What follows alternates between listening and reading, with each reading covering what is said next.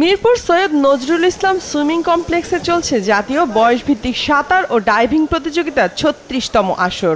১০০টি ইভেন্টে এবারের আসরে অংশ নিচ্ছে দেশের ৬৯টি প্রতিষ্ঠান। ২০২৩ সালে এই প্রতিযোগিতায় অংশ নেন ১২২ জন মেয়ে। সেখানে চলতি আসরে মেয়ে প্রতিযোগী আছে ৯৫ জন।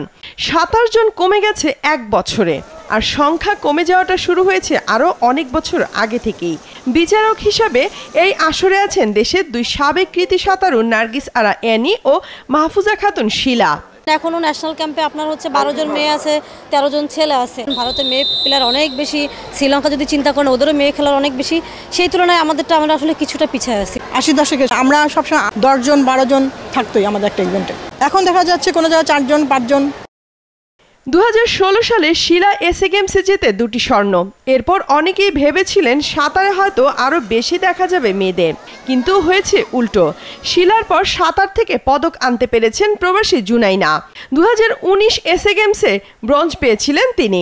গত ১০ বছরে সামাজিক দৃষ্টিভঙ্গি অনেক বদলেছে। বর্তমানে সুইমিং পুলে নামতে দ্বিধা করে না মেয়েরা। তারপরও কেন সাঁতারও বের করতে পারছে না ফেডারেশন, সেই প্রশ্ন উঠেছে। একটা মেয়ে যখন সুইমিংয়ে মোটামুটি একটা ভালো জায়গায় চলে আসে, যখন তার যে কোনো বাহিনীতে চাকরি হয়ে যায়, দেখা যায় যে সাথে সাথে পরিবার থেকে তার বিয়ে দিয়ে দেয়। আবার একটা পর্যায়ে আসার পরে ওই মহিলাকে ফ্যামিলির থেকে আবার সাঁতারে রাখতে চায় না। জায়গায় আমরা বেশ পিছিয়ে যাচ্ছি। বয়সভিত্তিকের থেকে আমরা ইনশাল্লাহ আমরা আশা করছি যে ৭ থেকে ১০ জন প্লেয়ার কিন্তু আমরা দীর্ঘমেয়াদী প্রশিক্ষণে নিয়ে আসব। ঢাকার বাইরে বগুড়া, কুষ্টিয়া, কিশোরগঞ্জ আর পাবনা থেকে উঠে আসে হাতে গোনা মেয়ে সাঁতারু। কুষ্টিয়াকে বলা হয় সাঁতারু তৈরির কারখানা। সেখানে কোচ হিসাবে দীর্ঘদিন কাজ করছেন আমিরুল ইসলাম। তিনি জানালেন বর্তমানে অভিভাবকদের আগ্রহ কমে গেছে। সচ্ছল পরিবারের ছেলে মেয়েরা সাঁতারে আসে না। এক সময় আমি মেয়ে ঝাঁকে ঝাঁকে পেতাম, কিন্তু আমি নিজেও জানি না, গার্জেনদেরকে মাসে মাসে ২ মাস পরে ডাকি যে আপনার মেয়েটাকে কেন আপনি নিয়মিত পাঠাচ্ছেন না। আমাকে বলে যাচ্ছে যে পাঠাচ্ছি, কিন্তু প্র্যাকটিসের সময় এসে আমি মেয়ে পাচ্ছি না। আমাদের সব ক্লাব মিলাই ১০০ ছেলে মেয়ে প্র্যাকটিস করছে। মেয়ের সংখ্যা আপনার টোটালি ১০ জনের বেশি নাই।